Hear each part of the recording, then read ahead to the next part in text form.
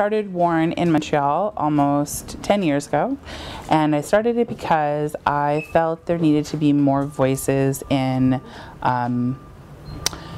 fashion. I wanted there to be more than just the mainstream voice. I wanted to hear from lots of different kinds of people about lots of different kinds of topics, and I felt like a magazine was a great way to do that.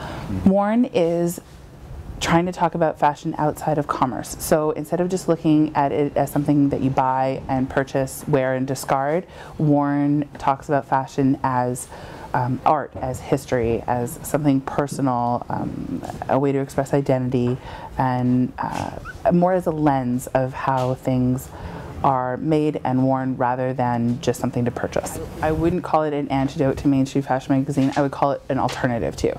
So an antidote implies that there's just like one solution, and I think absolutely there's many different kinds of solutions, and I really hope that Warren inspires more fashion magazines to start with lots of different points of view. So I would say an alternative to rather than an antidote. You meet a lot of people, at least I meet a lot of people who have a fair bit of antipathy to the fashion industry and see it as this sort of big conspiracy to keep people feeling bad about themselves.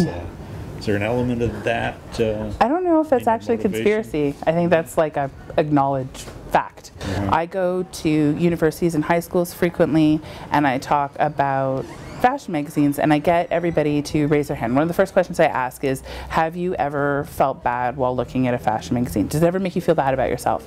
And universally, it's a sea of raised hands. Like this is a general consensus that people feel, and a lot of publications, and not just fashion, but many kinds of consumer publications, will then sort of take advantage of that fact and provide a lot of solutions, and frequently in the form of a product. Then